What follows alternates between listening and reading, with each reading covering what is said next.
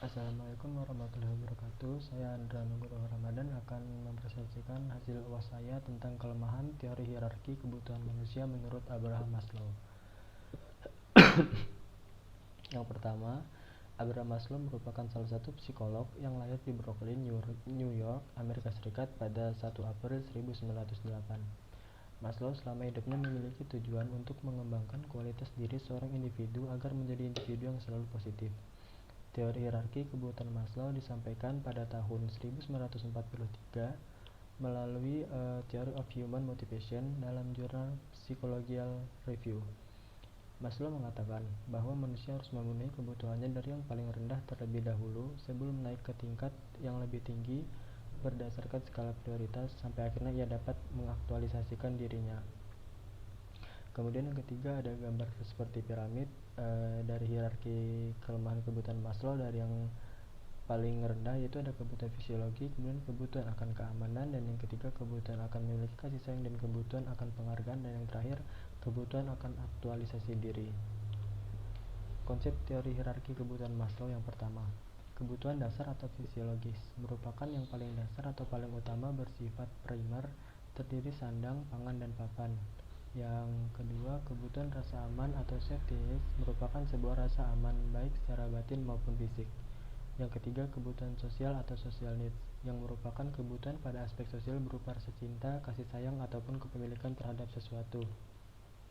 Dan yang keempat, kebutuhan akan penghargaan atau esteem needs merupakan sebuah pengakuan yang didapatkan dari orang lain ataupun gengsi yang berkaitan dengan harga diri. Yang kelima, kebutuhan aktualisasi diri atau self-actualization merupakan kebutuhan tertinggi dari seorang sebagai pemenuh potensi dari dirinya sendiri atau mereka merasa sudah berkecukupan.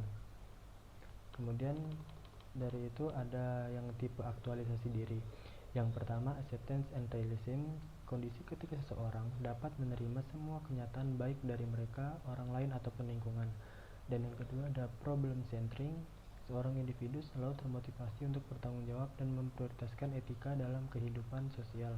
Dan yang ketiga ada spontaneity, yaitu mampu beradaptasi secara spontan dalam satu kondisi. Dan yang keempat ada autonomy and solitude, kebebasan dan privasi yang tinggi. Dan yang kelima ada continued freshness of appreciation, atau individu yang mudah bersyukur atas segala pencapaian yang berhasil dari mereka raih. Dan yang terakhir ada peak appearance, tipe aktualisasi paling tinggi karena setiap individu selalu memandang satu hal dengan positif meskipun mereka sedang ada dalam fase yang buruk atau kondisi yang buruk. Kemudian di situ ada penerapan dalam bisnis. Dunia bisnis merupakan teori Abraham Maslow guna menentukan target pasar dan memunculkan suatu produk yang baru. Misalnya, pada saat penjualan beras tidak hanya berfokus pada kebutuhan fisiologis manusia, namun juga menerapkan tahapan berikutnya, yaitu rasa aman dengan cara mengemas dengan lebih baik.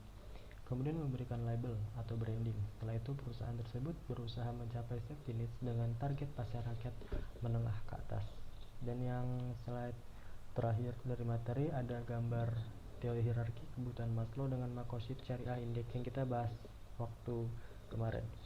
Di situ ada memelihara agama, memelihara jiwa, memelihara akal, keturunan, dan harta. Dan yang dalam segitiganya itu ada yang kebutuhan tadi, yang ada kebutuhan psikologi, kebutuhan akan keamanan, kebutuhan akan memiliki kasih sayang, dan kebutuhan akan penghargaan maupun kebutuhan akan aktualisasi diri.